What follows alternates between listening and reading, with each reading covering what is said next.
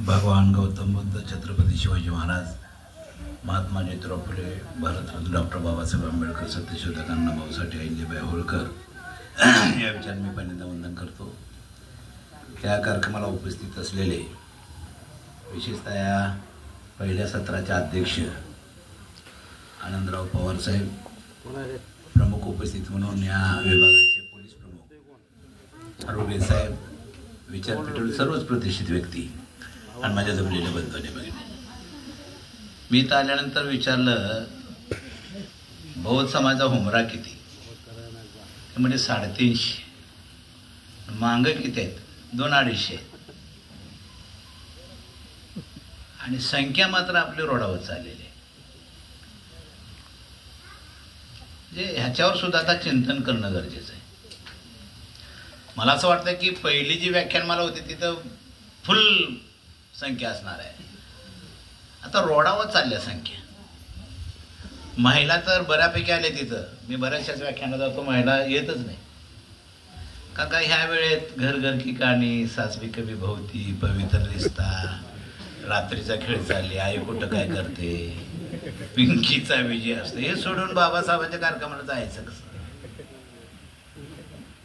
ही जी उदासीनता निर्माण होत चाललेली आहे त्याच्यावर सुद्धा चिंतन होणं गरजेचं आहे. ह्या ज्या सगळ्या सिरीयल लावलेल्या आहेत ह्याच्यातून काय घेण्यासारखं आहे माझ्या आई बहिणीनं? सांगा ना, काय घेण्यासारखं आहे?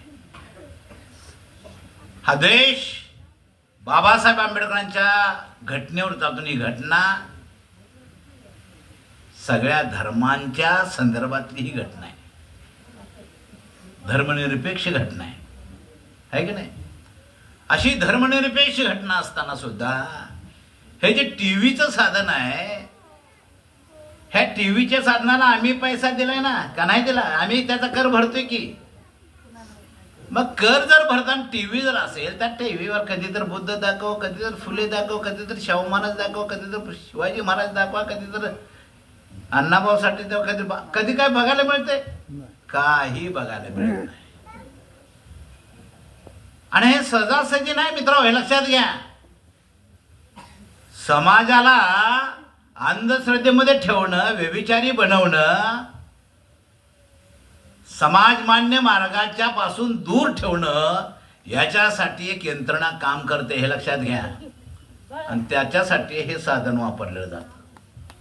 बघा ना, हिंदू धर्माला मी नावं ठेवत नाही, पण इथे शीख राहतोय ना, बौद्ध राहतोय ना, ख्रिश्चन राहतोय ना, मुस्लिम राहतोय ना, याचा सुद्धा प्रोग्राम दिला पाहिजे ना. ते दिला जात नाही. आणि त्याचा परिणाम असा झालेला आहे, आज आमच्या आया बहिणी किंवा आमचा समाज रिवर्स होत चाललाय. रिवर्स होतोय की नाही? मी त्या दुधगावला गेलो होतो सभेला, आरोग्य साहेब, 25च माणसं पुढं आणि 2 गाड्या भरल्यात ट्रका. मी म्हणजे कुठं चालल्यात? सौंदतीला चालल्यात म्हटलं. समाज रिवर्स होतोय मित्रांनो. डॉक्टर बाबासाहेबांच्या काळामध्ये कुठली साधनं नव्हती का? होती? कुठलीही साधनं नव्हती. जो काय पैसा कमरेच्या त्या सोग्यात बांधून, भाकऱ्या बांधून माणसं लाखोनं बाबासाहेबांच्या कार्यक्रमाला जात होती. असं असताना आंबेडकर जयंतीला सुद्धा माणसं येणं झालेत, ऐकायला येणं झालेत. बरं झालं साहेब तुम्ही डॉल्बी बंद केली. ती लय मोठं काम केलं. काय डॉल्बीत आहे? ह्या सगळ्या गोष्टीवर चर्चा झाल्या पाहिजे. मला जो विषय दिलाय, महापुरुषांचे विचारण सध्याचं जाती ध्रुवीकरण, फार चांगला विषय आहे. हे बुद्ध असतील, छत्रपती शिवाजी महाराज असतील, महात्मा ज्योतिराव फुले असतील, बाबासाहेब आंबेडकर असतील, अण्णाभाऊ साठे असतील, हे काय एका जातीचे आहेत का? का जातीसाठी काम केलं? जात नष्ट करण्यासाठी ज्यांनी ज्यांनी काम करून समतेची भाषा बोलली ते आपले महापुरुष झालेत ना, का नाही झाले? पण बुद्ध म्हटलं की जा मारोड्यात म्हणते. बुद्ध जा मारोड्यात. बुद्ध महार होते का? हा खोडसाळ खोटा प्रचार झालेला आहे मित्रांनो. त्यामुळे शिवधर्माची माणसं इकडे येणार होती पण मध्ये येऊन तटली ती. इकडे गेल्यावर महार म्हणतील आम्हाला. ही अडचण झाल्या. आणि बाबासाहेब तर काय म्हणत होते, आज ना उद्या हा देश मला बौद्ध करायचा आहे. म्हटले होते का नाही? 56 नंतर किती वर्ष झाली, आपण त्याच्यामध्ये यशस्वी झालेलो नाही. हा देश बौद्ध करायचा आहे. त्यांना वाटत होतं ह्या ब्राह्मण धर्मानं ह्या साडी माळी तेली तांबडी गोष्टी न्हावी धनगर सुतार लवार कुंभार मांग महार ढोर चांबार गिसाडी गोसावी कैकाडी पारसपारती मराठा कुणबी मराठा यांना दळले पिळले, त्यांचं पीठ झाले, त्यांना त्रास झालाय. त्या त्रासाला कंटाळून ते एक नवीन मार्ग शोधतील. नवीन मार्ग शोधत असताना ह्या किमान 85% लोकांना या देशातल्या बुद्धाचा मार्ग कळेल, ते बौद्ध होतील आणि हा देश एक दिवस बुद्धाचा देश म्हणून गणला जाईल. याच्यासाठी बाबासाहेबांनी गौतम बुद्धाचा धम्म स्वीकारला. धर्म लय होते मित्र. गौतम बुद्धाचाच धम्म का स्वीकारला? कुठल्याही धर्मात घ्या, शब्द न शब्द लिहिलेला खरा माना. काय म्हणतात? शब्द न शब्द खरा माना. त्याच्या पलीकडे जायचंच नाही. बुद्ध म्हणतात बदलते वातावरण बदलत राहा, बदलत राहा. नाक कान डोळे त्वचा जीभ तुम्हाला कशाला दिले? कशाला दिले? दिसतंय त्याच्यावर विश्वास ठेव, ऐकायला येते त्याच्यावर विश्वास ठेव, त्वचेला जाणवतंय त्याच्यावर विश्वास ठेव, जिभेला जाणवतंय त्याच्यावर विश्वास ठेव, नाकाला गंध त्याचा विश्वास ठेव. या व्यवस्थेनं पूर्वीच्या ही पाचही वेद्रेंद्रिय आपली उद्ध्वस्त केली होती. उद्ध्वस्त केली होती का नाही? आणि म्हणून बुद्ध असतील, छत्रपती शिवाजी महाराज असतील, महात्मा ज्योतिराव फुले असतील, डॉक्टर बाबासाहेब आंबेडकर असतील, अण्णाभाऊ साठे असतील, हे एका कुठल्या जातीसाठी त्यांनी काम केलेलं नाही, माणसासाठी काम केलं. तुम्हाला माणूस बनवण्यासाठी काम केलं. अरे घरात बसून ऐकणाऱ्या माझ्या बांधवांनो, तुम्ही माणूस नव्हता. माणूस होता का? माणूस नव्हता तुम्ही. माणूस दमारच्या 14 तळ्याला बाबासाहेबांचे गोरेपान स्वच्छ हात त्या तळ्याला लागले. स्वच्छ आणि गोरेपान हात त्याचे स्पर्श झाला पाण्याला. ह्या व्यवस्थेने एकच बोंब ठोकली, तळ बाटलं पाणी पिऊ नका म्हणून. आमचा हात पाण्याला पाणी बाटलं. माझ्या या बहिणीनो, शुद्ध कसं झालंय? ब्राह्मण बोललं बाजूवर पाणी घेतलं, त्या पाण्यामध्ये गायचं शान मुत कालवलं, काय बडबडला कोणाला ठेव, अजून बडबडल्याला कळत तसं बडबडल्यानं पाणी फेकलं आणि पेपरला बातमी आली, तळ शुद्ध झालं, प्या पाणी. याचा अर्थ असा आहे, शेणामुताची सुद्धा तुम्हाला किंमत नव्हती. हे समजून घ्या. शेण मोत महत्वाचं, पण माणूस महत्वाचा नव्हता. हे ज्यावेळेस बाबासाहेबांनी अनुभवला आणि मग बाबासाहेबांनी बंड सुरू केलं, चळवळी सुरू केल्या. आम्ही सुद्धा माणूस आहोत. आम्ही सुद्धा कोण आहोत? माणूस आहोत. आम्हाला माणसासारखं वागवा, हे ऐलान डॉक्टर बाबासाहेब आंबेडकरांनी केलं. तुम्ही जे आता देवधर्म पुजताय त्याची सुद्धा टेस्ट बाबासाहेबांनी घेतली का नाही? काय म्हटले बाबासाहेब? मी काळारामाच्या मंदिरामध्ये प्रवेश करणार. भूकंप झालाय देशामध्ये. भूकंप झाला अक्षरशः. ज्या दिवशी संघर्ष, त्या दिवशी त्या डोंगराला कुंपण घातलं. कुंपणच नाही, रामालाच कुलपात घातला. संघर्ष सुरू झाला, वरून दगडफेक सुरू झाली. सोनाराचं पोरग फक्त बघायला आलं तर त्या पोराच्या डोक्यात वीट पडली, पोरग थडपडून मेलं. पण रामाचं कुलूप खाळकने निकाल नाही म्हटला नाही. रामा रे, माणसाचीच लेकर आहे ती, येऊ देत माझ्या दर्शनाचा. राम कधी म्हटला नाही. मग बाबासाहेब म्हटले, काय म्हणतात? मी राम आणि कृष्णाला देव मानणार नाही, ही शपथ घ्या म्हटले का नाही? हे सगळा इतिहास तुम्हाला अभ्यासावा लागेल माझ्या या बहिणीनो. त्याच्यात चिंतन मनन करावं लागेल. बुद्ध महार नव्हे, हे लक्षात घ्या. हे साडी माळी तेली कपडे गोष्टी नाही. धनगर सुतार लवार कुंभार मांग महार ढोर चांबार घिसाडी गोसावी कैकाडी पारसपारती मराठा कुणबी मराठा अशा 7,500 जाती आहेत भारतात. अनेकांच्या पट्टीतल्या ब्राह्मणाला विचारली काय भानगड आहे, ते म्हणते देवानं जात तयार केली, त्यामुळे जात नाही. आणि ते असंही सांगतात त्या परमेश्वरानं पृथ्वी तयार केलेली आहे. कल्पना करा माझ्या बांधवांनो, आपल्याला बुद्धी दिल्या. जर परमेश्वरानं पृथ्वी तयार केली असेल आणि त्याच परमेश्वरानं जर जाती तयार केल्या असतील, तर घराघरात टीव्ही आलाय. बटन दाबलं की अमेरिका दिसतं, बटन दाबलं की जपान दिसतं, बटन दाबलं रशिया दिसतं. अमेरिकेत कोणी मांगा मारायची भांडणं आहेत का? जपानमध्ये कोणी ढोराचा मारायची भांडणं आहेत का? ही जातीचं भेंडोळ फक्त भारतातच आहे. आणि मग त्याच्यावर चिंतन मनन बाबासाहेबांनी केलं आणि बाबासाहेबांनी 2 पुस्तकं लिहिली, ग्रंथ लिहिली, अस्पृश्य मूळचे कोण आणि शूद्र पूर्वी कोण होते. हे पुस्तकाचा इतिहास आता सांगणं मला फार महत्वाचं वाटतं. हे जातीचं ध्रुवीकरण त्याच्याशिवाय ते फुटत नाही. काय लिहिले डॉक्टर बाबासाहेबांनी? आम्ही भारतीय माणसं सिंधू नदीच्या किनाऱ्यावर हवट्या टाकून टोळ्या टोळून राहिलेले असताना परदेशातून काही माणसं या देशात आली, ते परके म्हणजे आजचे ब्राह्मण. ब्राह्मण ह्या देशाचा वंश नाही. बामसेफ नावाच्या संघटनेनं डीएनएची चाचणी घेऊन डिक्लेअर केले की ब्राह्मण ह्या देशातला वंश नाही. मी म्हटलं कशाला पैसे खर्च केलाय? ते म्हणजे का दिसला की ओळखतो की आपल्यातला नाही.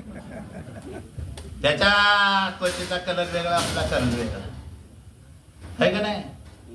त्याचं खाणं वेगळं, आपलं खाणं वेगळं, त्याची भाषा वेगळी, आपली. ते घोड्याला अश्व म्हणतोय, आपण घोड्याला घोडाच म्हणतोय. असा परिचय माणूस आला बघतो तर सिंधू नदीला कडेला भारतीय माणसं टोळ्या टोळून राहिलेले आहेत. आपल्यापेक्षा भारतीयाची संख्या हे लाख जास्त आहे. लक्षात त्याच्यात आल्यानंतर त्यांनी बुद्ध पूर्व काळामध्ये 3च वर्ण तयार केले, ब्राह्मण, क्षत्रिय आणि वैश्य. शिका आणि शिकवा हा व्यवसाय त्यांनी आपल्याकडे घेतला. आमच्याला सांगितलं संरक्षण करा, ते क्षत्रिय झाले आणि बाकीच्या सांगितलं आम्हाला लागेल ते आणून द्या, ते वैश्य झाले. पण क्षत्रियामध्ये 2 कुळ, हे बाबासाहेबांनी लिहिलं, हे लक्षात घ्या. क्षत्रियामध्ये 2 कुळ होती, एक सोमवंशी क्षत्रिय आणि सूर्यवंशी क्षत्रिय. सोमवंशी क्षत्रिय सत्तेत होते, ते राजे होते. सूर्यवंशी क्षत्रिय सत्तेत नव्हते. पण ब्राह्मण सोमवंशी राजांना खूपच जाचकाटे लागू लागले आणि राजे म्हणाले आम्ही तुमचं ऐकतोय म्हणून वाटतं ते सांगू नका. ब्राह्मण म्हटले आमचा जन्म तोंडातून झालेला आहे, आमचा अवतार देवाचा आहे, आमच्या तोंडातून जे बाहेर पडेल ते ऐकलं पाहिजे. सोमवंशी राजे म्हटले आम्ही ऐकू, पण वाटेल ते ऐकणार. ह्या सांगण्यावरून आट्यावरून वा एवढा कोपाला गेला. कोणत्याही क्षणी ब्राह्मण आणि सोमवंशी राजे यांच्यामध्ये युद्ध सुरू होणार. तेवढ्यात ब्राह्मणाने विचार केला की बुद्धीच्या जोरावर युद्ध जिंकताना त्याला शस्त्राची गरज लागते आणि शस्त्राने फक्त युद्ध जिंकता त्याला बुद्धीची जोड लागते. हा विचार ब्राह्मणाने केला. ब्राह्मण सूर्यवंशी क्षत्रियाकडे गेले, ते सत्तेत नव्हते. त्यांनी सांगितलं सोमवंशी राजाने आमच्यामध्ये वाद निर्माण झाला, मग कोणत्या क्षणी युद्ध सुरू होईल, मग तुम्ही आम्ही दोघे जर एक झालो तर नक्कीच आपण सोमवंशी राजाचा पराजय करून ते पराजित झाले तर तुम्हाला मी राजाची गादी देऊ. ते त्यांना पटलं. दोघे एक झाली, युद्धाला सुरुवात झाली. त्या भयानक युद्धामध्ये सोमवंशी राजांचा पराजय झाला. वाता झाली. सोमवंशी राजाने मारले गेले, ते मेले जिवंत होते. ते बायका मुलांना घेऊन जंगलामध्ये पळून गेले. ठरल्याप्रमाणे सूर्यवंशी सत्तेत आले, नगर वगैरे वसली, पण पळून गेलेले ते सोमवंशी राजेच होते. जंगलातल्या ऊन वारा हवा हिंस प्रशासनाला खूप त्रास होतो. त्या त्रासाला कंटाळून सोमवंशी राजांपैकी काही माणसं एकत्र ती पहिली टोळी जंगलातून बाहेर पडली, नगरात आली, हात जोडून उभी राहिली. म्हटली आम्ही शरण आलोय, मला स्वीकारा.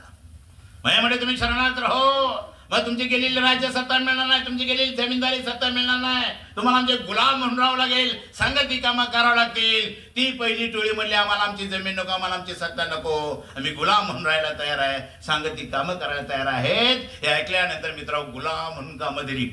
एकाला सांग लाकडाचा धंदा करतो, सुतार झाला. दुसऱ्या लोकांना धंदो लोहार झाला. हे साली माळी तेली तांबडी गोष्टी नाही, धनगर सुतार लबार कुंभार गावातले 12 बालुतेदार. ही पहिली शरण आलेली सोमवंशी राजांची टोळी. हे साली माळी तेली तांबडी गोष्टी नाही, धनगर सुतार लबार कुंभार गावातले 12 बालुतेदार.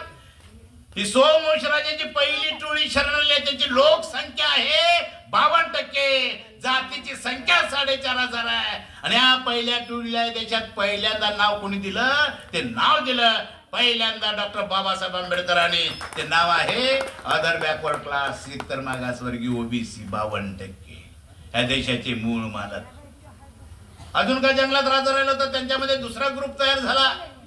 तो म्हणला आपण पण जाऊया शरण, पण त्या दुसऱ्या टोळीचा नायक तयार होतो, म्हणला जायचं पण नाही ना आगासायचं नाही. मग काय आलीच वेळ तर बघूया म्हणजे 2 हात करू. हा विचार करून दुसरी टोळी जंगलातून बाहेर पडली. पहिली नगरात गेली होती, दुसरी नगरात नाही गेली, ती गावाच्या बाहेरच येऊन तुंबली. यांना कळाल दुसरा ग्रुप शरण आलाय. मग हे शिवेवरले म्हटले का आलाय? त्या दुसऱ्या टोळीचं नायक म्हटला आलोय, पण लई नाग आणि मग का आलाय? वेळ आल्यावर बघून घे सांगायला आलोय म्हटला. माझ्या बांधवानो, वेळ आल्यावर बघून घे सांगायला आलोय म्हटल्यानंतर या एका वाक्यासाठी या ब्राह्मणाने ह्या दुसऱ्या टोळीवर 5 बंद्या घातल्या. 5 गावबंदी घातली, स्पर्श बंदी घातली, लोटा बंदी घातली, रोटी बंदी घातली, बेटी बंदी घातली.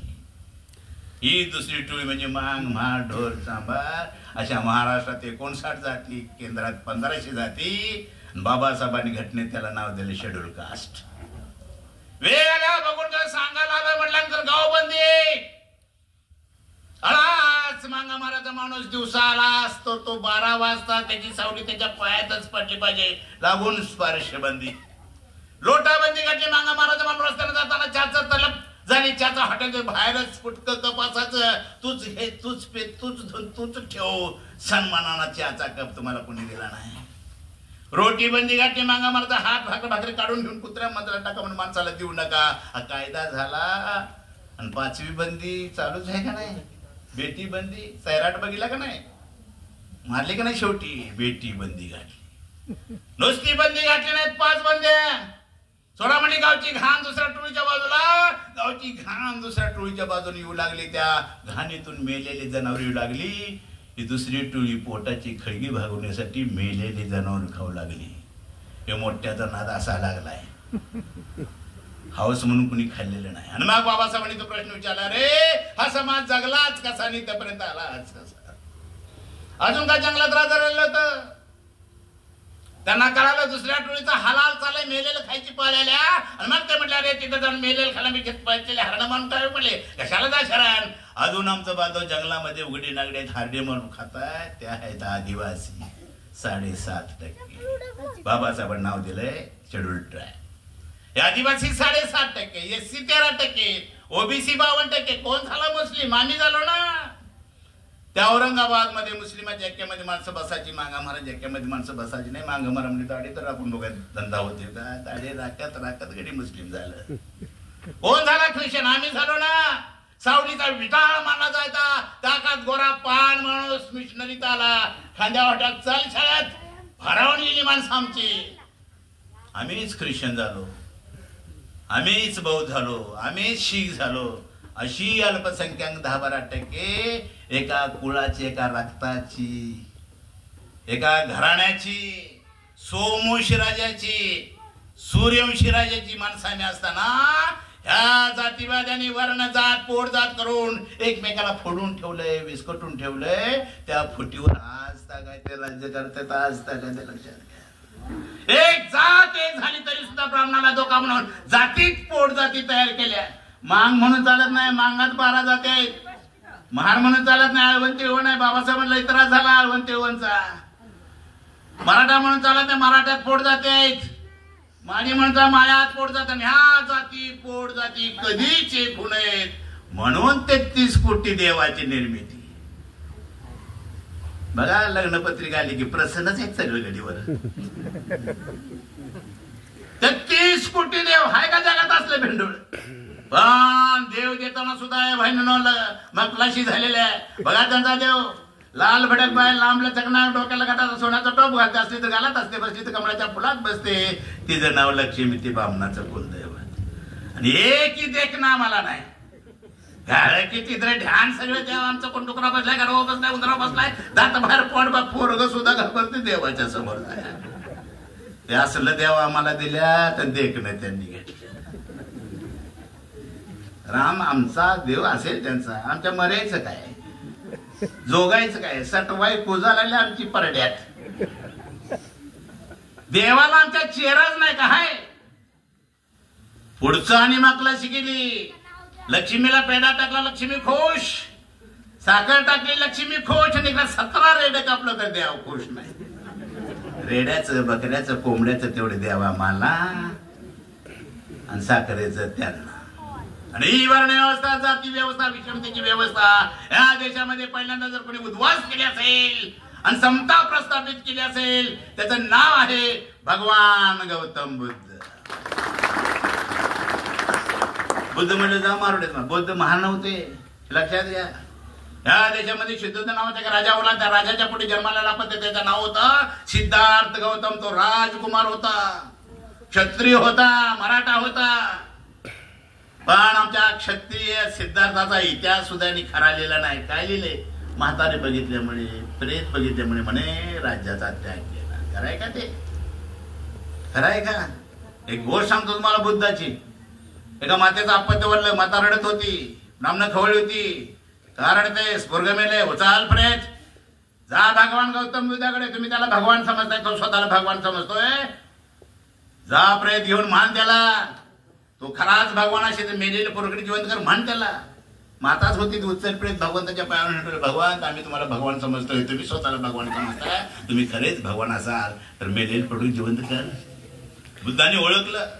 माझ्या ठेव म्हटलं मी त्याला जिवंत करतो, पण एक आटताय जा अशा एका घरात की ज्या घरात माणूसच मेलण्याच्या घरात मुठभर वरी किंवा तांदूळ घेऊन ये, नाही तांदळावर तुझं मूल जिवंत करतो. माताच होती ती परत सुटली, मेलवली सगळं गाव धुंडाळलं, पण माणूसच मेलण्याचं एक घर मात्याला भेटलं नाही. रित्या हातानं माता परत आली, म्हणजे भगवंत मी काय करू, माणूसच मेलण्याचं एक घर मला भेटत, मी काय करू. नाग बुद्ध म्हटले माते तू माणूस मी माणूस, तुझं मूळ माणूस होतं. माणसाच्या जन्मावर जसा तुझा विश्वास आहे तिथं जन्म तिथं मृत्यू ठरलेला आहे, त्या मृत्यूवर सुद्धा विश्वास दे. धन दे तू शोक पेट करू नको. ह्या जगामध्ये जन्म तिथं मृत्यू आहे हे सांगणारा तत्व ह्या जगात पहिला जर कोण असेल त्याचं नाव आहे भगवान गौतम बुद्ध. नाहीतर इकडे बघताय का नाही टीव्ही, एखाद्या बाईचा नवरा बाहेर कुठेतरी गेला तर कोणतरी देते डॅश, ती मेलेलीच असते, दवाखान्यात ऍडमिट, तर डॉक्टर त्याच्या बायकोला फोन करतो तुझा नवरा माझ्या दवाखान्यात निघ. बायको दवाखान्यात जायला पाहिजे की नाही, जाते देवळात आणि घंटीला हात लावला की डोळे उघडायला चालू करते. हे असलं जाका बुद्ध म्हटलं एकदा माणूस मेला की माती मातीत, पाणी पाणी, हवा हवा, अग्नी अग्नीमध्ये पुन्हा पृथ्वीचा समतोल ठेवला जातो. बुद्ध म्हणजे महान नव्हे, शुद्ध नावाचा एक राजा होता ज्याच्या पोटी जन्माला पत्ता, त्याचं नाव होतं सिद्धार्थ गौतम. मग का सिद्धार्थांना राज्याचा त्याग केला का, तर या देशामध्ये शाक्यन कोण्या 2 खंड होते, 2 खंडामध्ये रोहिणी नदी वाहत होती. रोहिणी नदीच्या पाण्याचा वाद एवढा खूपाला गेला, वारंवार सूचना करून सुद्धा कोल्या लोक पाण्याचा वापर थांबवत नाही. म्हटल्यानंतर शाक्य कोल्यातील सेनापतीची बैठक सांगितलं आपणाला युद्ध करायचं आहे, वेळ दिवस ठरवा. सिद्धार्थ तिथे उपस्थित होता, राजकुमार उपस्थित होता. तो म्हटला सेनापती निसर्गाचं पाणी निसर्गाच्या प्रमाणे वाहत आहे, निसर्गाच्या पाण्यासाठी माणसाची माणसाकडून टप्परी फोडणं प्रस्ताव मला मान्य नाही. हा प्रश्न चर्चेनं सुटू शकतो, चर्चेनं सोडवा. हिंदू शब्द अलीकडचा आहे, त्यावेळेस वैदिक व्यवस्था होती. वैदिक व्यवस्थेनं पछाडलेला सेनापती म्हणाला सिद्धार्थ तुम्ही क्षत्रियाचं भान ठेवा, मराठाचं भान ठेवा. Sir 2 minute. अति महत्वाच्या कामासाठी आजचे प्रमुख अतिथी माननीय संजय हलुगडे साहेब आपली रजा घेत आहेत. साहेब आपण उपस्थित राहिला, उपस्थितांच्या वतीनं हार्दिक हार्दिक आभार. युद्ध नको म्हटलं तर त्याला शिक्षा आहे. तुम्हाला युद्ध करावं लागेल असेल तर तुमच्या कुटुंबावर बहिष्कार नसेल तर कुल सोडून जावं लागेल, राज्य सोडून जावं लागेल. सिद्धार्थ हळवा होता माझ्या आई बहिणी. बाबासाहेबांनी कुठला धर्म स्वीकारला ते कळू देते मला. मी निसर्गाच्या पाण्यासाठी माणसांनी टकोरपणा प्रस्ताव मला मान्य नाही, मी युद्धामध्ये भाग घेणार नाही, माझ्यासाठी माझ्या कुटुंबाला त्रास होऊ देणार नाही, त्यापेक्षा मी हे राज्य सोडून जातो. कल्पना करा माझ्या आई बहिणीनो, उन्हाळ्यासाठी पावसाळ्यासाठी हिवाळ्यासाठी वाड्या असताना, सेवेला दाशा असताना, वडील असताना, बायको असताना, राहुल नावाचा 6 वर्षाचा मुलगा असताना मी निसर्गाच्या पाण्यासाठी युद्धामध्ये भाग घेणार नाही, मी माझ्या कुटुंबाला त्रास होऊ देणार, त्यापेक्षा मी हे राज्य सोडून जातो. हा निर्णय सिद्धार्थ घेतो. जाता जाता ते आपल्या पत्नीला भेटतात आणि पत्नी म्हणते तुमच्या जाण्याने इथला माणूस सुखी होणार असेल तर खुशाल जा, तुमच्या जाण्याने हे भांडण मिटणार असेल तर खुशाल जा, तुमच्या जाण्याने इथे काही फरकच पडत तर कशाला जात आहे. आणि मग सिद्धार्थाच्या डोक्यावर ट्यूब पेटली, आपण जायचं पण माणसाच्या सुखाचा शोध लावून यायचं. माझ्या आया बहिणीनो, गौतम बुद्धाचा धम्म म्हणजे माणसाच्या सुखाचा शोध आहे, शोध. सिद्धार्थ बाहेर पडला, त्या काळातल्या सगळ्या ऋषी मुनीच्या सहवासात सिद्धार्थ राहिला, पण माणसाच्या सुखाचा शोध कुठल्या मठामध्ये त्या ऋषी मुनीच्या सहवासात लागला नाही. काय ऋषी त्या काळात एका ठिकाणी बसलेलं जटा वाढलेल्या गडी खांदळ त्याला कुंभमेळा बघितला का नाही, तसलं गडी त्या काळात सुद्धा होत. तो कुंभमेळा बघितला का नाही, चुंबळच आहे जटाची. तुझा काय फायदा आम्हाला त्या जटाचा. जट म्हणजे ऊ असते, जट म्हणजे ऊच. मी 101 जटा काढले. जट ही ऊच घरट असत. जट ही श्रीमंताच्या घरात जन्माला येत नाही, सोन्याच्या घरात कधीच जट येणार नाही, आणि आमच्या कांबळे साहेबांच्या घरात तर जट येणारच नाही. जट कुठे येते, गावाड कष्ट करून घाम सुटलेला असतोय, संध्याकाळी काम करून आलं की तर काही तर खायचं आणि मग सारवलं नसलेल्या घरात झोपायचं.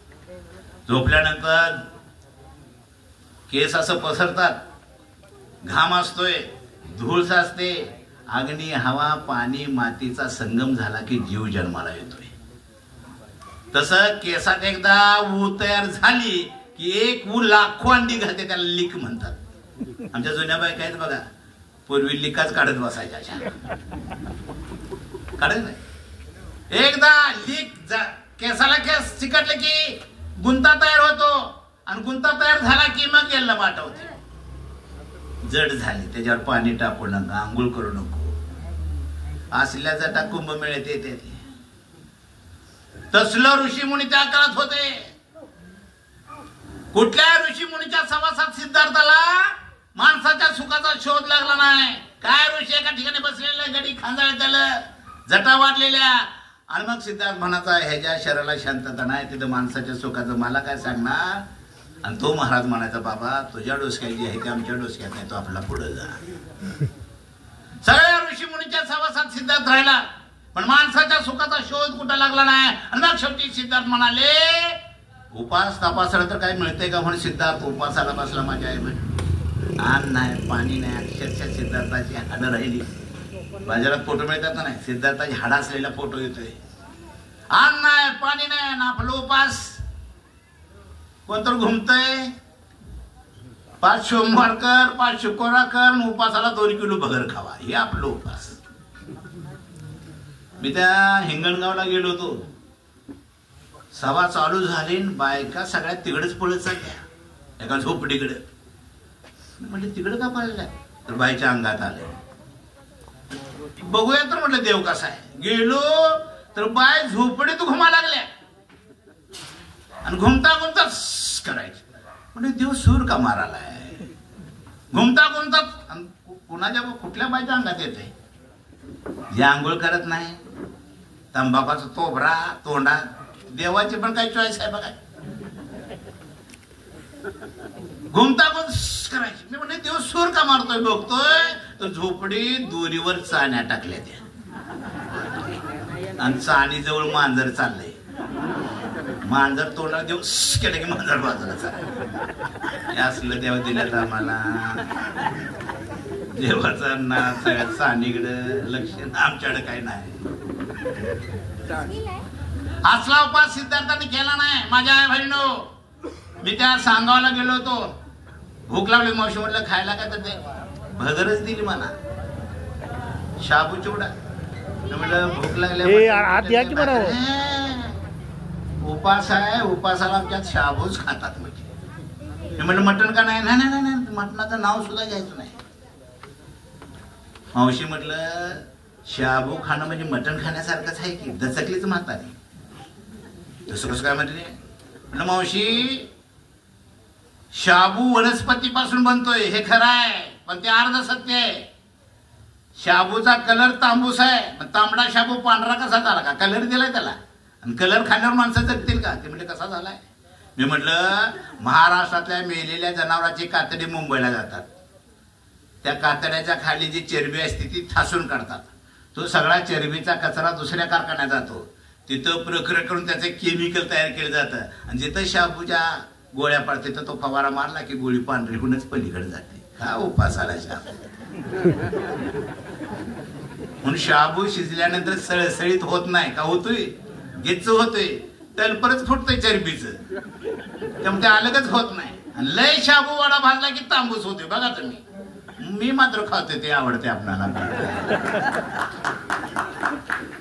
असला उपास सिद्धार्थाने केला नाही. माझ्या नान नाही पाणी नाही, अक्षरशः हाडं राहिली, शेवटची घटिका मोजणार. एवढ्या तातून एक हुंकार आला, अरे माणसाच्या सुखाचा शोध घेणाऱ्या हेऱ्या माणसासाठी तुला काहीतरी करायचं असेल तर जगलं पाहिजे, जगायचं असेल तर खाल्लं पाहिजे.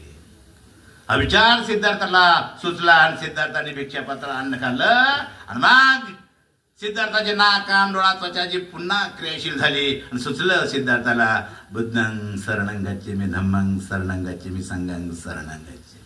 त्रिशरण सुचलं. कुठं सुचलं. महाबोधी विहार, जो वाद चालू आहे महाबोधी विहाराचा, तिथं सुचलं. हे लक्षात घ्या. आणि ते विहार आमच्या ताब्यात नाही, ती बामणांच्या ताब्यात आहे, आणि त्याचा लढा देशभर जगात सुरू आहे की आमच्या ताब्यात द्या. तो लढा समजून घ्या, त्या लढ्याला पाठिंबा दिला पाहिजे आपण. काय नियम केलाय? 4 ब्राह्मण हिंदू आणि 4 बौद्ध आणि 1 कलेक्टर, आणि कलेक्टर नसेल तरी आणखीन 5वा हिंदू, म्हणजे बहुमतात ते कायम ते विहार त्यांच्या ताब्यात. ते महाबोधी विहाराचं आंदोलन चालू केले. अरे 84,000 बौद्ध विहार सम्राट अशोकाने या भारतात बांधलेत का नाही? कुठे गेली ती? हे म्हणतात मोगलांनी मंदिर पाडली. मग मोगलांनी काय पाडलं नाही, ह्यांनी हाय तसं ठेवलं आणि आमचा बुद्ध बाजाराकडून मूर्त्या ठेवल्या, मंदिर डिक्लेअर केलेलं आहे त्यांनी. 84,000 बौद्ध विहाराचा वाद आहे मित्रांनो. बौद्ध विहाराचा हा जर यशस्वी झाला तर सगळी बौद्ध विहार आपल्याला ताब्यात घ्यावी लागतील. हे सगळं समजून या माझ्या मित्र. भगवान गौतम बुद्ध हे सायन्स आहे, हे लक्षात घ्या. बाबासाहेबांनी धम्म दिलाय, तो सायन्सचा धम्म दिलाय. अन्न नाही, पाणी ना, अक्षरशः हाडं राहिली. शेवटची घटिका म्हणून एवढ्यात आतून हुंकार आला, रे माणसाच्या सुखाचा शोध घेणार रे ऱ्या. माणसासाठी तुला काय तर जगलं पाहिजे, जगायचं तर खाल्लं पाहिजे. सिद्धार्थांनी अन्न खाल्लं ना, कान डोळा त्वचा जीभ क्रियाशील झालं. सुचलं मित्रांनो, बुद्धं शरणं गच्छामि, धम्मं शरणं गच्छामि, संघं शरणं गच्छामि. त्रिशरण सुचलं. पंचशील सुचलं. मी दारू पिणार नाही, खोटं बोलणार नाही, चोरी करणार नाही, हत्या करणार नाही, व्यभिचार करणार नाही. हे पंचशील सुचलं. समता स्वातंत्र्य बुद्धाने, समता स्वातंत्र्य बंधुत्व न्याय बुद्धाने सांगितलं. 10 पारमिता बुद्धाने सांगितल्या. तृष्णेमध्ये सुदुःख बुद्धाने सांगितलं. आणि शेवटी बुद्ध म्हटले, आत्मदीप भव, तूच तुझा प्रकाश बन, तूच तुझा आधार बन. या विचाराचा एवढा प्रभाव पडला, देश बुद्ध झाला. तुम्ही आम्ही बसलेले सगळे बौद्ध होतो. ह्या गावातील प्रत्येक व्यक्ती बौद्ध होते. या देशाचे सगळे राजे बौद्ध झाले का नाही? ही व्यवस्था उद्ध्वस्त करून गौतम बुद्धांनी समता प्रस्थापित केली. बुद्धं शरणं गच्छामि म्हणजे काय? मी माझ्या बुद्धीला जे पटेल ते स्वीकारणं म्हणजे बुद्धं शरणं गच्छामि. आणि इकडे पटू देतात का? बामन धर्मात पटू देतात का? बुद्धीला पटणारा स्वीकारू देतात का? तिथं तुम्ही गुलाम आहात, गुलाम. हिंदू राहणं म्हणजे गुलाम आहे, गुलाम. हे लक्षात घ्या. गुलाम म्हणजे काय कळतंय का? पोरग होते मला, पोरग कुणाचं? माझं. पण हिंदू धर्मामध्ये माझ्या पोराचं नाव ठेवायचा अधिकार मला नाही, त्याला म्हणतात गुलाम. पोरग झाले की फळ जायचं, पोरग झाले नाव काय ठेवू? पोरग बामणाचं का तुझं? दगड्या धोंड्या कचऱ्या पांड्या आपल्या समाजात नाव होती का नाही? आता जर आपण बदललोय. आणि मग ते म्हणते तुझं नाव काय? कांबळे. केवळ पडत दगड्या धोंड्या कचऱ्या पांड्या काय ठेवायचं? ठेव म्हणते ते. आमचा कचराच आणि त्यांचं सुदर्शन. काय नाव? सुदर्शन. राज ठाकरेच्या नातवाचं नाव काय? इयान. कुठला आलं इयान? मराठी बोला. बुद्धं शरणं गच्छामि. मी माझ्या बुद्धीला पटेल ते स्वीकारणं म्हणजे बुद्धं शरणं गच्छामि. पटू देतात का तुम्हाला? तुमच्या बुद्धीला पटणारा स्वीकारू देत नाहीत माझ्या आया बहिणीनो. कांबळे साहेब, समाजामध्ये गणपती यायला लागल्यात का नाही? वडगावला गेलो गणपती उत्सवाला. बाबासाहेबांच्या पुतळ्याच्या समोरच आमचं 2 गणपती बसले. अरे म्हटलं बंद करा, हे बंद करा. नाही म्हणले, वर्गणी काढल्या बसवले. त्या मुंबईला गेलो, हे गणपती बघितला मी, अर्धा निळा आणि अर्धा भगवा. म्हणजे काय भानगड आहे? युती झाल्या म्हटलं आमची युती. काय करायचं? बसवा गणपती, पण बुद्धं शरणं गच्छामीचं काय? गणपतीचा जन्म मी गणपती उत्सवामध्ये बघितलाय टीव्हीला. माझ्या वेळेला म्हटलं ये इकडे बघ गणपती, तू काय काय जन्म आहे गणपतीचा? पार्वती आंघोळीला बसली आणि तिच्या घराला दार नव्हतं. नवरा नाग घेऊन जंगलात गेला होता, शंकर. तिला प्रश्न पडला, आंघोळ सुरू असताना पुरुष माणूस आला तर माझं कसं व्हायचं म्हणून तिला चिंता पडली. तिनं अंगावलं घासून घासून मळ काढला, मळापासून पोरग तयार केलं, त्याच्या हातात दांडकं दिलं, सांगितलं उंबऱ्यावर बस, आत कुणाला सोडू नको. गणपती दांडकं घेऊन उंबऱ्यावर, पार्वती आंघोळ करते तवर नाग घेऊन शंकर आत पाडतावर गणपतीने पाय चुकवला, ती काय पाय सोडा हे काय जायचं तांबडा आणि माझ्याच घरात मला कोण आडवत त्याचा राग शंकराला आला एका झटक्यातच मुलगा पार्वतीने म्हणून माझं मुलगा कुठं आहे नवरा म्हणतोय माझं पोर अरे नवरा मी तुझा आहे जाता नव्हता नाही नाही मला माझं पोरग पाहिजे अगं मी नवरा आहे जाताना ना मला माझं पोरग पाहिजे बाई गंगा करायला आली माझं पोरग नवरा मध्ये मागं जाता नव्हतं नाही मला माझं पोरग पाहिजे फेसाळे शंकर अंतर्ज्ञानी शंकराला काय कळना काय बोलते काय तुला काय अक्कल नाही नाही मला माझं पोरग पाहिजे मग बायकोचा हट्ट माहित आहे तुम्हाला बायकोचा हट्ट पुरवण्यासाठी अंतर्ज्ञानी शंकराला मुंडक पोराचं सापडलं ना गरीब हातीचा राजा तोडला जोडला हे म्हणता तुझं पोर आहे का जगात असलं ऑपरेशन कुठे बुद्धां शरणं गच्छामि जे बुद्धीला पटेल ते स्वीकारणं म्हणजे बुद्धां शरणं गच्छामि माणसाचं धड मुंडक हत्तीचं बसायला काटा केलाय उंदीर बळवा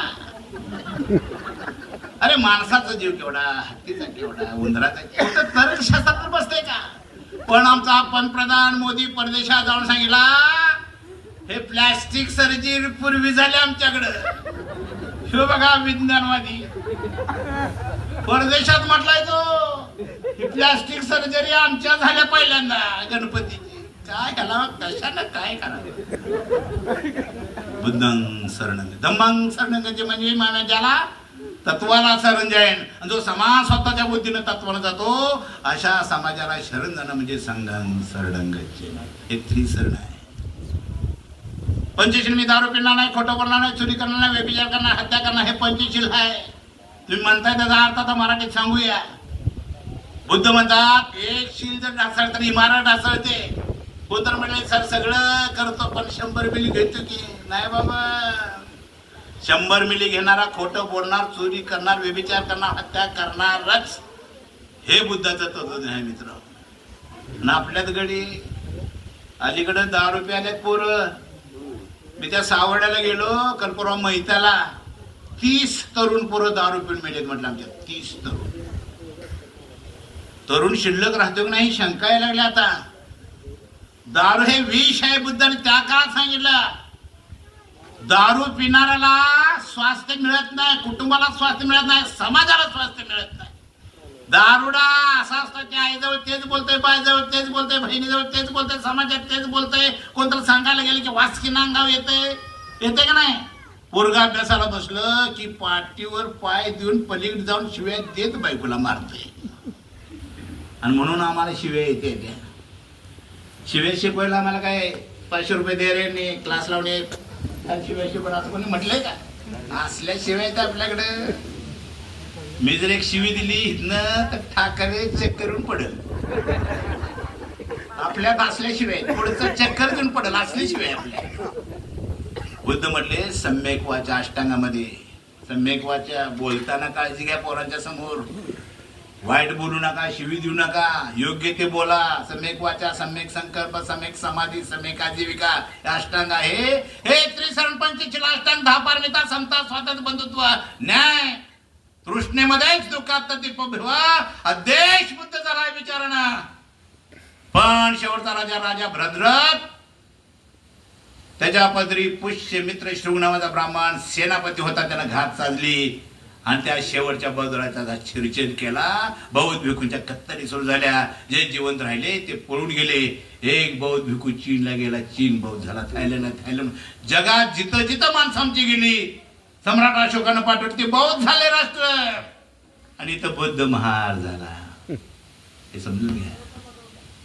पुन्हा मनुस्मृतीची स्थापना झाली पुन्हा ब्राह्मण क्षत्रिय वैश्य शूद्र अतिशूद्र पुन्हा जाती पोट जाती ह्या मनुस्मृतीनं मारलं आणि या व्यवस्थेला दुसऱ्यांदा जर कोणी झटका दिला असेल त्याचं नाव आहे छत्रपती शिवाजी महाराज आहे का नाही लय राजे होऊन गेले 3च राजाच्या जयंत्या होतात एक सम्राट गौतम बुद्ध दुसरा छत्रपती शिवाजी महाराज आणि तिसरे महात्मा फुले शाहू महाराज शिवाजी महाराज आपणाला वाटत होता मावळे कोण होते शिवाजी महाराजांचे आम्हीच की होतो कामाला खुर्च्या टाकल्या तर बसा आम्ही लढतो म्हणून हे साडी माळी तेली तांबडी गोष्टी नव्हे तर हे सगळे मावळे होते शिवाजी महाराजांनी. अरे हा देश 150 वर्ष पारतंत्र्यात होता. खोटा आहे ते. हा देश 150 वर्ष पारतंत्र्यात होता. हा देश 750 वर्ष पारतंत्र्यात होता. डच आले, हुन आले, पोर्तुगाल आले, मोगल आले, नंतर इंग्रज आले. का राज्य केलं या बारीक बारीक देशाने? म्हणून स्मृतीने सांगितलं होतं फक्त राजकुमारांनीच तलवार हातात धरायची. क्षत्रियांनीच राजकुमारांनीच राजघराण्यात राजकुमारांनी तलवार हातात धरायची. कुणबी मराठ्याला शस्त्र धरण्याचा अधिकार नव्हता. आमचा तर काही विषयच नव्हता. मग परकी यायचे, राजघराण्यात ताब्यात गेले की देश ताब्यात जायचा. हे अवलोकन जिजामातेनं छत्रपती शिवाजी महाराजांनी पाहिलं. आणि हा साडी माळी तेली तांबडी कुष्टी न्हावी धनकर सुतार लवार कुंभार मांग महार ढोर चांभार घिसाडी गोसावी कैकडी फाचबांधे मराठा कुणबी मराठा यांना शस्त्राचं प्रशिक्षण दिलं. सगळ्यांच्या हातात शस्त्र आल्यानंतर तुटलेला फुटलेला महाराष्ट्र छत्रपती शिवाजी महाराजांनी उभा केला. होता जीवा म्हणून वाचला शिवा. जीवा नाही होता. रामोशाची पोर होती, मांगाची होती, महार समाज सगळे मावळे होते. अरे प्रत्येकाला राजा आपला वाटत होता. एक वेळ शिवाजी महाराज शेतातून जात असताना एक लहान पोर गाडव जात आहे. खबरदार जर टाच मारून पुढे झालं पुढे चिंधड्या उडविन राई राई उड्या. म्हणजे मुलाला त्या वाटत होतं राजाचा कोणतरी शत्रू चाललाय, त्याला अडवते पोरग. म्हणजे प्रत्येकाला राजा आपला वाटत होता. त्या राजाचा इतिहास सुद्धा ह्यांनी व्यवस्थित लिहिला नाही. तो सोलापूरकर टाकला. काय नाव त्याचं? राहुल सोलापूरकर. लायक आहे का त्याची? तुम्हाला पेटाऱ्यात शिवाजी महाराज तुझ्या बाला इतिहास माहित आहे का? त्याला दिसला की ठोकला पाहिजे अक्षरशः. आणि कोल्हापुरात आटत काय त्याचं नाव काय? कोरटकर. इतिहासकाराला आव्हान देते. आणि RSSचा प्रमुख भागवत म्हणतोय छत्रपती शिवाजी महाराजांची समाधी टिळकाने शोधली म्हणून. त्याच्या बाण इतिहास लिहिलाय. काय सगळा इतिहासाचं विद्रुपीकरण चाललंय. ते छत्रपती शिवाजी महाराज सगळ्यांना बरोबर घेऊन ह्या स्वातंत्र्याची उभारणी केली. अरे छत्रपती शिवाजी महाराज वारल्यानंतर ह्या ब्राह्मणाने 1 वर्ष संभाजीराजांना निरोप दिला नव्हता बाप वारल्याचा. एवढे क्रूर आहेत हे. मग महाराजांना संभाजीना कळालं तर मग संभाजी महाराजांनी एकेकाला हत्तीच्या पायाखाली घेऊन तुडवून मारलं का नाही? कडे नोट केलं त्यांचं. त्याचा राग मनात धरून आता जो छावा पिक्चर आला ना शेवटचा इतिहास कुठं सांगितला त्यांनी? मोगलांनी मारलं नाही संभाजीराजांना. शिक्षा झाली पण या देशातल्या राज्यातल्या ब्राह्मणांनी सांगितलं आम्ही मनुस्मृतीप्रमाणे शिक्षा देणार. ह्या ब्राह्मणांनी छत्रपती शाहू महाराज संभाजी महाराज कंडक केलं. ते कंडक वडूच्या ठिकाणी टाकलं आणि ऑर्डर दिली ह्या कणक्याला जो हात लावेल त्याचा शिरछेद केला. पण आमचा राजा उन्हात आहे याचं भान मांगा महाराणा आलं. त्यांनी ते कणक एकत्र केलं, जुळलं आणि त्या वडूला त्याची धन दिलं. तिथं समाधी आहे का नाही? तो इतिहास नाही दाखवला यांनी. मोगलांनी मारला हे उठवलं ना. आता सगळी मुस्लिमांच्या विरोधात उठले. शिवाजी महाराजांनंतर ह्या व्यवस्थेला तिसऱ्यांदा जर झटका कुणी दिला असेल त्याचं नाव आहे महात्मा ज्योतिराव फुले. माझ्या आई बहिणीनो, का फुलेनाची जाणीव काय झाली? महात्मा फुले का ब्राह्मण मित्राच्या लग्नात निमंत्रित होऊन गेले. पण माळ्याचं कार्ट आमच्या लग्नात कसं म्हणून ब्राह्मणाच्या पोराने धरलं ढकललं. फुलेना लागलं. फुला एका झाडाखाली जाऊन रडत बसले आणि तिथं मांगा महाराजांचा तांडा आला. मांगा महाराज म्हटले का रडतोयस? फुले म्हटले मला ढकललं, माझा अपमान झाला म्हणून मी रडतोय. मांगा महाराज म्हटले ढकल मी रडतेस बघ की आमच्याकडं. त्या काळात 1855 पूर्वी त्या पुण्यामध्ये मांगा महाराजांच्या गळ्यात गाडग पाठीमागे पेसाठी लाज राखत बघ कपडा. ती मांगा महाराज म्हटली ढकल मी रडतोयस बघ की आमच्याकडं. पिढ्यानपिढ्यांचा हलाल झाले तरी हसतोय ढकल मी रडतोयस. धस झालं फुलेना. फुलेंचे अश्रू वाटले. काय बघतोय काय ते म्हटले. रात्रभर फुले झोपले नाहीत, चिंतन करू लागले. आणि त्या चिंतनातून एक सिद्धांत बाहेर पडला. विद्ये विना मती गेली, मती विना नीती गेली, नीती विना गती गेली, गती विना वित्त गेली, वित्त विना शूद्र खचले. हे सगळे अनर्थ का विद्येने केले. एक लक्षात आलं त्यांच्या शिक्षण नसल्यामुळे घोळ झालाय आणि मग फुलेंनी मागासवर्गांच्या शाळा काढल्या. पाण्याचा हाव खुला केला. माझ्या आया बहिणीनो, एक वेळ अशी होती की आमची माणसं पाणी पाणी करून मेलेत. पाणी पाणी करून मेलेत. ह्या हिंदू धर्माच्या संस्थापक ब्राह्मण आहेत ना, आणि पाण्याला सुद्धा स्पर्श करायचा असा कायदा केल्यामुळे पाणी पाणी करून आमची माणसं मेलेल्याचा इतिहास आहे. हे जेव्हा फुलेंना जाणवलं, फुले म्हटले माझा पाण्याचा हावाज खुला आहे, पाणी भरून जावं. अण्णा फुले म्हटले मुलींची शाळा काढणार. माझ्या आई बहिणो, या मनुस्मृतीमध्ये असा आहे, ह्या देशातल्या कुठल्या स्त्रीने शाळेत जायचं नाही हा कायदा केला. कुठल्याही जाती धर्माच्या बाहेर शिकायचं नाही. जर ती शाळेत गेली, तिने जर पाठीवर पेन्सिल रेष ओढली तर जशी रेष ओढल तसल्या आळ्या तिच्या जेवणाच्या आळ्यात होतील, कुटुंबाच्या जेवणात होतील. हे यांचा इतिहास, हे यांचा सायन्स. फुले म्हटले मी मुलींची शाळा करणार. ज्या दिवशी फुले म्हटले मुलींची शाळा करणार, त्याच रात्री फुलेंच्यावर खुनी हल्ला झाला. हे दाभोळकर वगैरे अलीकडचं आहे, लय मारामाऱ्या चालल्यात ह्या पूर्वीपासून. त्याच दिवशी फुलेंच्यावर खुनी हल्ला झाला. फुले घाबरले. असे घाबरलेले फुले पुण्यामध्ये लहुजी वस्ताद नावाचा मांग तालीम चालवत होता. जवळच राहत होते ते. फुले म्हटले वस्ताद मी अडचणीत आहे, काय झालंय? मुलीची शाळा करतो म्हटल्यावर माझ्यावर खुनी हल्ला झालाय, मला संरक्षण पाहिजे. वस्ताद म्हटले काय प्रकार आहे सांगितलं. अरे म्हटलं माणसाचं काम आहे, चाल म्हटले उद्या शाळेच्या ठिकाणी कर घोषणा. मी काय बोलायचं ते बोलतो. दुसऱ्या दिवशी लवाजामा फुलेंचा शाळेच्या ठिकाणी गेला. फुले म्हटले उद्यापासून मी मुलीची शाळा काढतोय. शिक्षिका सावित्रीबाई मुली शाळेत घाला. आणि मग मांगाचा लहुजी वस्ताद साहेब उठला. म्हटलं ए पुणेकरांनो, जाणो वाल्यानो, शिंडीवाल्यानो, ही नवरा बायको जे काम करतात ते माणसाचा काम करतात.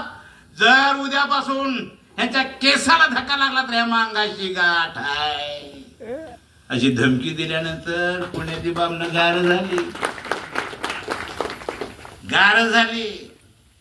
पुन्हा फुले दुसऱ्या दिवशी पळत आले. म्हटले मुली शाळेत येण्यात काय करायचं. नाग लहुजी वस्ताद उठले, आपल्या पुतणीला खांद्यावर ठेवलं. कुणाची माय वेते त्याच्या माझ्याकडे वेळ म्हणा, मी माझ्या पुतणीला शाळेत घालायला चाललोय. त्या पुतणीला शाळेत ठेवलं. मग बाकीच्या मुली येऊ लागल्या आणि मग सावित्रीबाईची शाळा सुरू झाली. त्या पुतणीचं नाव होतं मुक्ता साळवे. प्राथमिक शाळेमध्ये पूर्वी मुक्ता साळवेचा निबंध वाचायला मिळत होता, आता गायब झालाय. ती 4थीला गेली आणि सावित्रीबाई म्हटली मुक्ताला निबंध लिही. वाचा माझ्या आई बहिणीचं निबंध. काय लिहिते ते. निर्मिका, तू आम्हाला ज्या धर्माचं समजतोयस त्या आमच्याच धर्माची माणसं आम्हाला मंदिरामध्ये का जाऊ देत नाहीत. आमच्याच धर्माची माणसं आमच्या सावलीचा विटाळ का मानतात. आमच्याच धर्माची माणसं मुंगीला साखर टाकताना मला लाता का घालतात. असे एक ना अनेक प्रश्न तिने विचारले. आणि शेवटी म्हणते निर्मिका तू काही म्हण, आम्ही धर्म नसलेली माणसं आहोत, धर्म नसलेली माणसं. खरंय माझ्या या बहिणो, आत्ताचा GR निघाला मी वाचला समाज कल्याणचा. ह्याच्यावर बंड झालं पाहिजे.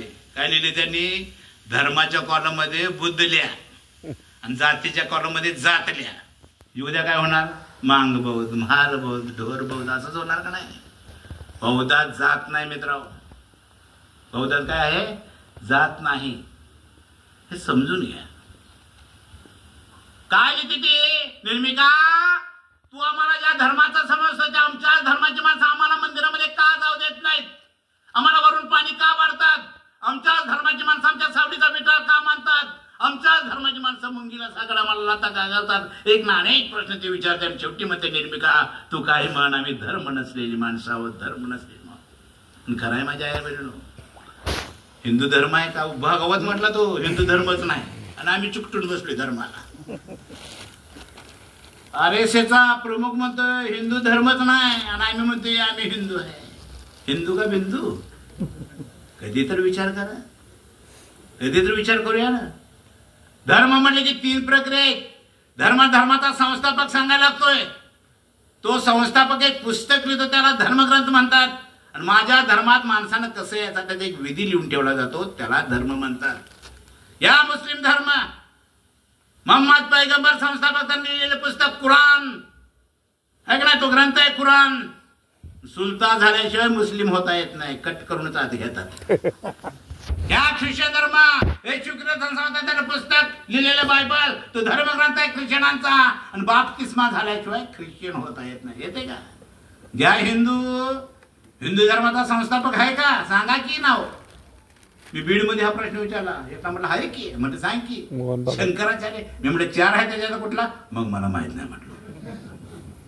अरे ज्या धर्माला संस्थापक नाही त्या संस्थापना एक पुस्तक लिहितो धर्मग्रंथ मान्यता आहे का? 2 वर्षापूर्वी या ब्राह्मणाने गीतेला कोर्टाच्या समोर सादर केलं. धर्मग्रंथ म्हणून मान्यता द्या. कोर्टाने नकार दिला. हा धर्मग्रंथ होऊ शकत नाही. आणि साडी माळी तेली तांबडी कुष्टी न्हावी दंगर सुतारला वार कुंभार माग महार ढोर चांबार घेसाडी बसवी कैकाडी पाचोपाते मराठा कुणबी मराठा यांचा हिंदू म्हणून काय विधी झालाय का? सांगा ना. झाला असेल तर. ब्राह्मणांची मुंज होते. आमचं काहीच होत नाही. का होते? मांगानं मांगुड्या जन्माळायचं मांगुड्यात मारायचं. महारानं मारुड्यात जन्मालायचं मारुड्यात मारायचं.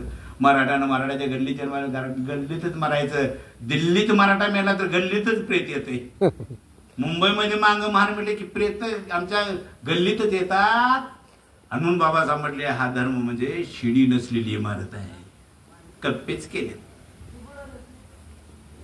आणि ह्या फुलेंच्या नंतर या व्यवस्थेला जबरदस्त झटका देऊन जर काम कोणी केलं असेल त्याचं नाव आहे डॉक्टर बाबासाहेब आंबेडकर.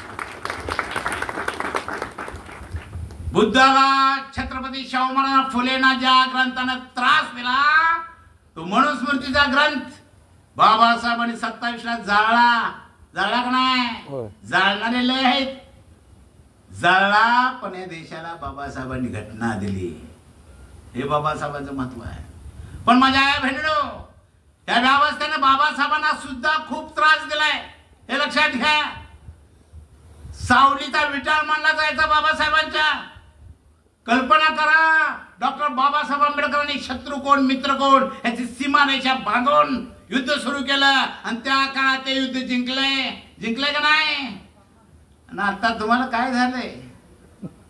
शत्रू पण कळण आणि मित्र पण कळून झालंय आम्हाला. गटातच अडकल्यात गडी सगळे. कागलला गेलो माडिक गट आमका गट तमका गट. तुझं काय गट? जाळकी गट. समाज बक्की. हा समाज महत्वाचा आहे. माणूस महत्वाचा आहे. गटात माणसं विभागल्यात. गटात विभागून जयंतीला माणसं येणं झाल्यात. काय म्हणायचं? अवस्था वाईट आहे माझ्या बांधवानो. मला विषय दिलाय तो.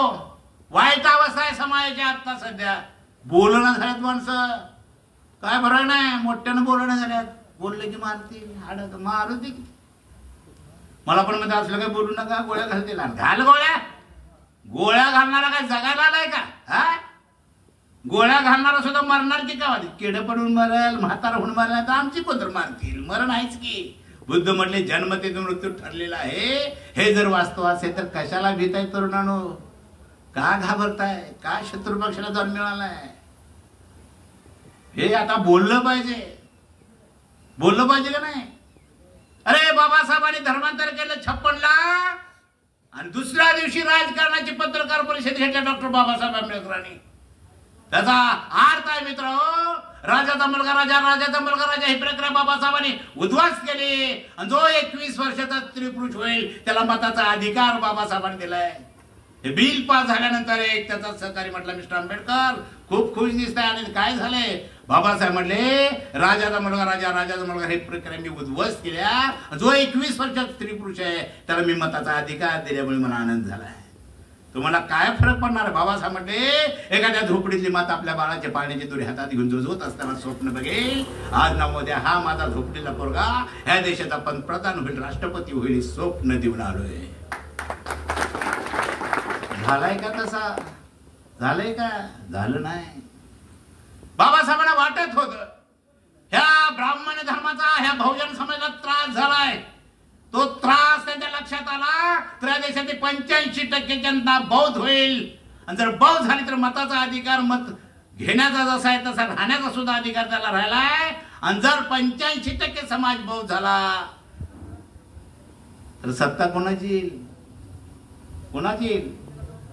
राष्ट्रपती बौद्ध महाराज तर होईल. मग पंतप्रधान तर होईल का नाही बुद्ध म्हणून? आणि रामोशी संरक्षण मंत्री तर होईल का नाही? आता आपल्यात कोणच नाही. आता आमच्यात कायच नाही. बोलतो नाहीच. बाबासाहेबांचं स्वप्न होतं हे, म्हणून बाबासाहेबांनी राजकारणाची पत्रकार परिषद घेतली. आणि आज आमचं राजकारण कुठं आहे का? कुठं आहे तुमचं राजकारण?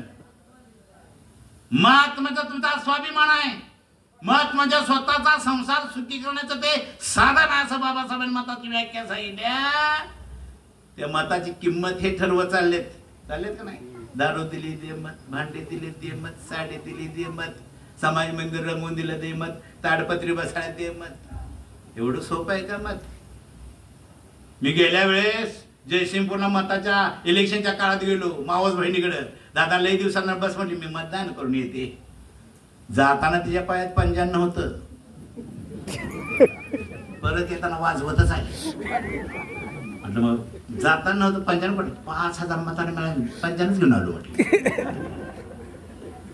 याचा विचार करा माझ्या बांधवांनो. असं जर मतदान आपण करत गेलो, त्यामुळेच आमच्या वाट्याला दुःख आले ना, या अवस्था आल्या ना. हे आल्या ना, कशामुळे आल्या? ह्याच्यामुळेच आल्या ना. मताचं महत्व जर तुम्हाला कळत नसेल, शत्रू मित्र पण जर तुम्हाला कळत नसेल, तर सत्ता तुमची कशी? बाबासाहेब म्हटले आज ना उद्या माझी जमात राज्यकर्ती बनेल. म्हटले का नाही? जमात म्हणजे जात नव्हे. हे 85% लोकांना बाबासाहेबांनी जमात, आणि आज जमातीचा अर्थ या देशात फक्त कानशिरामने घेतला. उत्तर प्रदेशमध्ये गेले आणि 4 वेळेस मायावती मुख्यमंत्री झाली का नाही? महाराष्ट्रात आम्ही जातीतच अडकलोय. जमात्याचा अर्थ जातीचा घातला, त्याच्यामुळे आमच्या हातात भिकेचं कटोर आले. दिकी महामंडळ दे, नाही तर आमदारी किती. एका आमदारी काय होणार आहे? हा सगळा इतिहास तुम्हाला पाहावा लागेल. बुद्धिमत्ता तुमच्याकडे जाय तरुणांनो, हे लक्षात घ्या. आम्हीच टॅलेंट आहे, पण टॅलेंटला संधी पाहिजे ना. बाबासाहेबांना संधी मिळाली. जगाच्या 6 विद्वानापैकी एक नाव ते डॉक्टर बाबासाहेब आंबेडकरांचं आहे. संधी मिळाल्यानंतर आपण काही करू शकतो, पण माझ्या आय बहिणो, आमची संधी आता काढून घ्यायला लागलेली. 15,000 शाळा बंद झाल्या, 20 लाख पोरं शिक्षणापासून वंचित राहिले. गावगीत एक शाळा. बाबासाहेबांनी घटना लिहिली. घटना तयार झाल्यानंतर या देशाच्या सगळ्या कंपन्या सरकारच्या मालकीच्या होत्या का नाही? सगळ्या वस्तू तयार करणारे कारखाने सरकारच्या मालकीचे होते, सगळ्या सुविधा सरकारच्या मालकीच्या होत्या.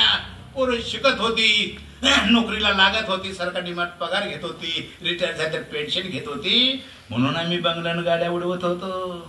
आता सगळे यांनी खाजगी केले की नाही? सगळं खाजगी. कोण मायचा लालाय? पोरग्याला आता डॉक्टर करणार आहे. 1 करोड. कुठल्या एसटी मध्ये नोकऱ्या सरकारने वन पगार आहे, रेल्वेत सरकारने वन पगार नाही. या सगळ्या सुविधा त्यांनी खाजगी केल्या.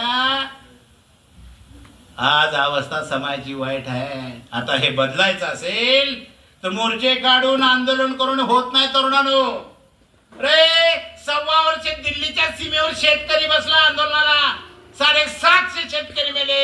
घटना सांगते, देशाचा प्रमुख पंतप्रधान समोर जाऊन चर्चा करून तो प्रश्न सोडवायचा असतो. 750 शेतकरी मेले.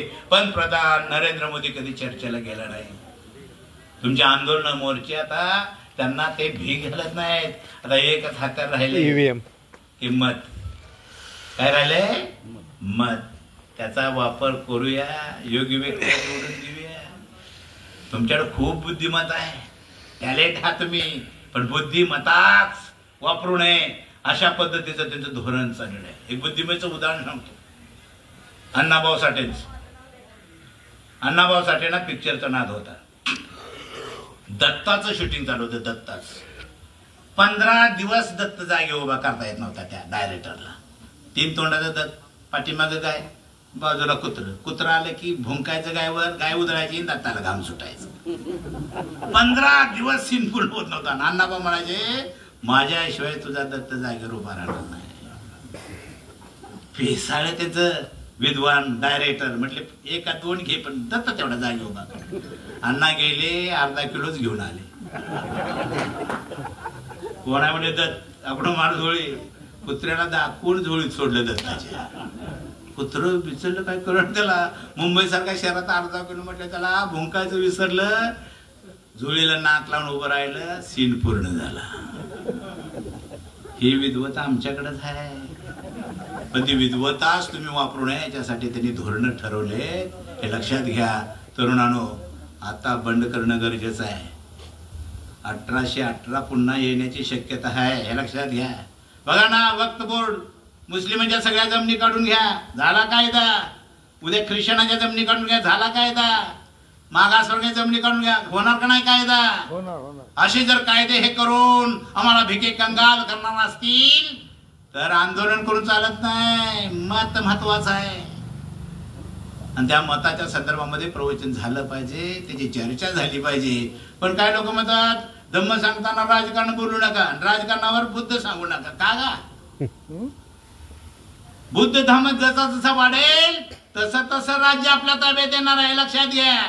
आज त्यांचा राजकारणाचा बेस हिंदुत्वात झालाय. तुमचा बेस काय आहे? तुमचा बेस काय? ते कोकणातलं पिट्टू काय म्हणतंय? हिंदू राष्ट्र बनवायचं आहे म्हणते का नाही? एक मारलं की जमिनीतून सुद्धा वर येणार नाही. हिंदू राष्ट्र बनवायचं आहे का म्हणतंय तसं? ते भरती आपली आहे.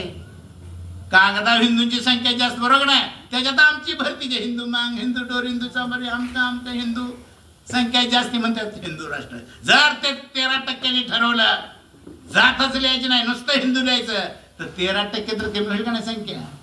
सगळ्या बहुजनांना ठरवलं बौद्ध व्हायचं तर अल्पसंख्यामध्ये जातील का नाही?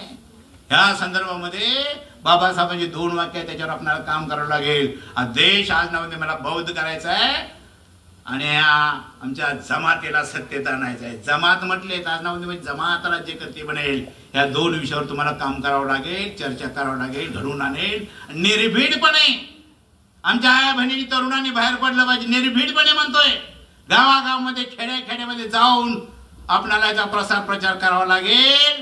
त्यांनी आता आमच्यातलीच माणसं असले, ती संघवाल्यांनी, RSS वाल्यांनी 4 पैसे देतात आमचंच मग अन्नालाच मत मिळालं पाहिजे, नाही तर दिवस उगू दे ना आमचंच आम्हाला म्हणता येईल. हे सगळं बंद करूया. सत्ता घेतली तर बौद्ध धम्म वाढणार आहे, बौद्ध धम्म वाढला तर तुम्हाला सत्ता मिळणार नाही. अशा पद्धतीने तुम्ही काम करायला अशी अपेक्षा व्यक्त करतो आणि माझं लांबलेन भाषण पुरे करतो. जय भीम, जय भीम.